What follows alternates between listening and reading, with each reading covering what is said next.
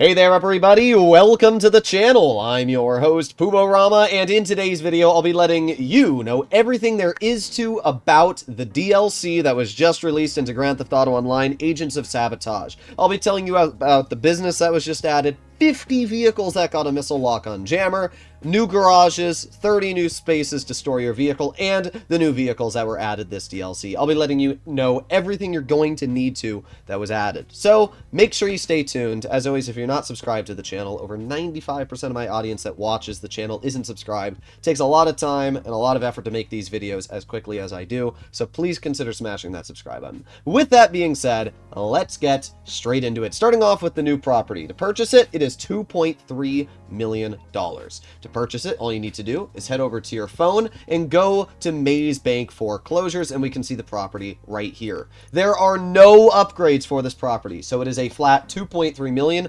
making this the cheapest fully upgraded property in Grand Theft Auto Online. That's actually pretty sweet, I'm not gonna lie. And while the missions themselves aren't very exciting, at the end of the day, this is a very cheap business, which means that it's probably catered towards beginners. And if that's the case, I'm not too mad. I know that a lot of other content creators are going to complain and say this business sucks because this and that, and I will admit some of the missions are rehashed that, you know, like the cargo plane one is a rehash mission that we've already done in the past with the Doomsday Heist, but at the same time, this is a cheap business and it earns decent money, so at least I'm happy in that regard. We'll break into the missions right now, though. There's two different ways to access the missions. You can either sit down at your computer, like a loser, or you can go onto your phone and click on the Darnell Bros app. This is something that Rockstar should have had access to years ago. This is the first fully fledged business where you can access all the missions from your phone,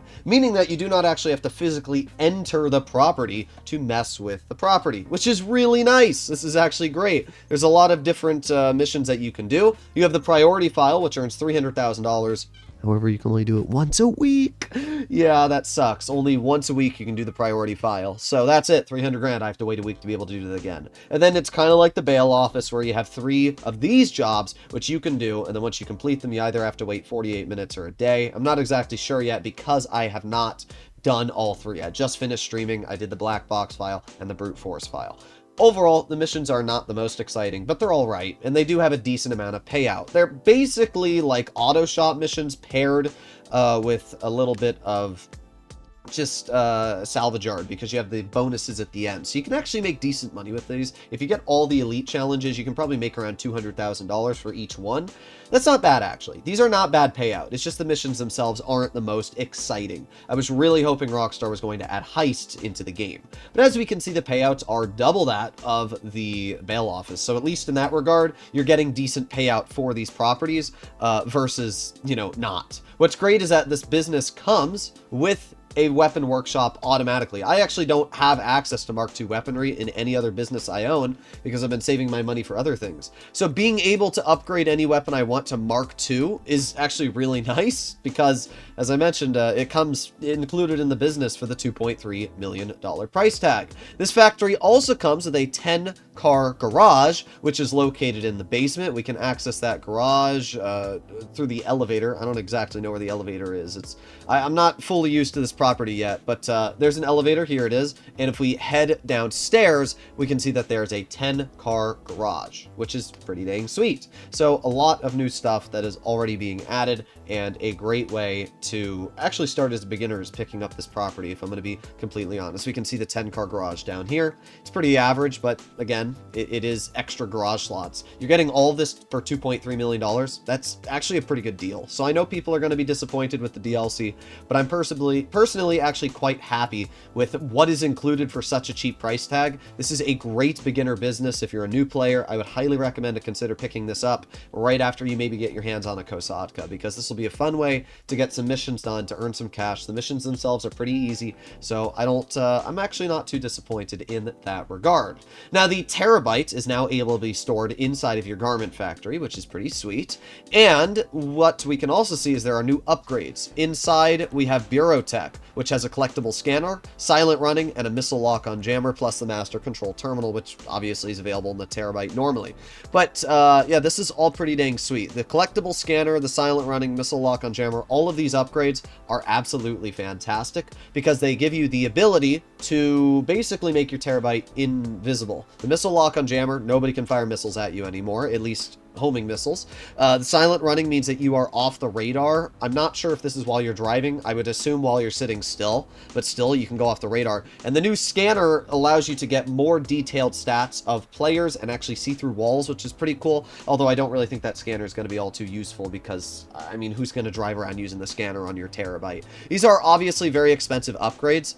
The major one I want is the master control terminal, which is on sale, and probably the missile lock-on jammer. So those are the two upgrades I'm personally going to be getting, which is pretty dang nice. But yes, there is a lot going for this DLC just in terms of additional content this week. Now, we're not done just yet. We also have some additional things. Now, one thing I do want to check really quickly is if that master control terminal is the same terminal as the arcade or not. So let's hop onto the terminal really quick. And I just want to double check. I have a feeling, yeah, okay. I had a feeling that that it wasn't the case. Okay, let me mute page there. All right, so now what we're going to do is we're going to head over to some pictures here. And we're going to take a look at all the new content that is going to be added or has already been added, like the 50 new cars with missile lock-on jammers. And then after this, we are going to break into the new cars that were added into the game.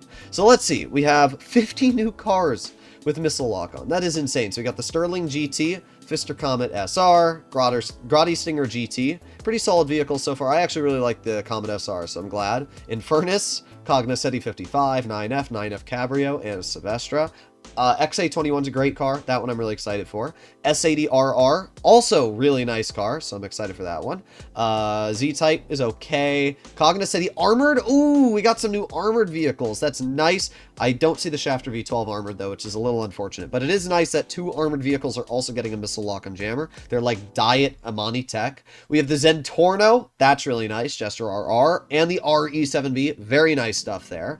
Classique Broadway. Fister Comet S2 Cabrio. The Toro. It's interesting. That might be the first motorcycle in the game we have on missile lock-on jammer. PP Strello, Comet S2, the Krieger. That's a great car to put it on. That's the fastest, like one of the fastest cars in the game, so that's nice. We have the Zaresso, which will be sweet. We have the Tygon, Coil Cyclone, the Neo.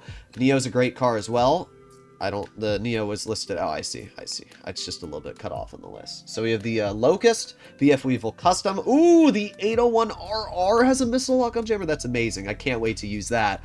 The Sanchez does. The Cheburek, Dinka Double T. These are a bunch of motorcycles. We have the Buffalo S. We got the Body 801, Wheeler Dora, Cara 4x4. That's nice. Karen Fudo GTX. Zombie Chopper, Rumpo Custom, Gauntlet Hellfire, that's nice. Vigero ZX is also sweet. I'm excited to put that on. I'm hoping that also counts for the Vigero ZX convertible, because that's what I own. We have the Bravado Gauntlet Interceptor, Greenwood Cruiser, Duke O'Death. Oh my god, the Duke O'Death has a missile lock-on jammer. I'm going to have to make a video on that pronto. As soon as I'm done with this video and I'm done talking about the business, I'm going to post a video on that because that is insane. We have the Dubachi JB700W. That's also nice. Manches Scout, Vapid LE Cruiser. And then we have the LX Cruiser and SZ Cruiser. So we got a lot of vehicles here. The most important of all these, Duke O'Death. Holy crap. That's going to be better than Amani Tech vehicles now. It is, actually. It's the best car in the game when it comes to armor now because it has a missile lock-on jammer. That is insane. Too bad the Armored Kuruma didn't get it, but still, that is absolutely wild. On other information, there's 20 new garage slots available in the Mackenzie Field Hangar, a purchasable property that is part of the drip feed.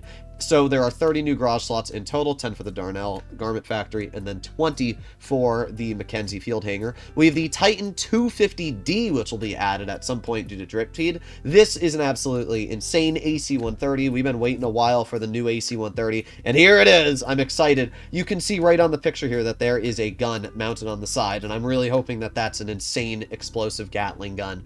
You're going to need 2 people to use it, but still, I'm really, really excited for that. A lot of new stuff in that area. Now, the new vehicles, let's start off with one that currently you are only able to get through career progress, and that is, if we go over to businesses, Agents of Sabotage, on Tier 4 unlock, we can see that you get the Vapid Firebolt ASP, which is based off the Ford F-150 Lightning. Super cool vehicle. You can actually mess around with this truck a little bit when you're actually doing the finales of the missions for Agents of Sabotage. It's a really cool vehicle. I'm super excited to be able to get my hands on this. I don't know if it's going to feature HSW. I hope it is, but this is how you're able to get it currently. It will be released later for drip feed at $1.9 million, so if you don't want to do Tier 4 progress, there's another way to get your hands on it. I actually think it's kind of cool, though, that Rockstar has it. I wish that Rockstar would make more exclusive vehicles that you can only get by completing Tier 4 progress, because it would actually make the game a little bit more fun to grind and give me a goal to get, right? So that is the one vehicle that you can get, but is obviously going to take a bit of time. And then if we go over to my Vinewood Car Club garage, we can take a look at all the brand new vehicles that have been added.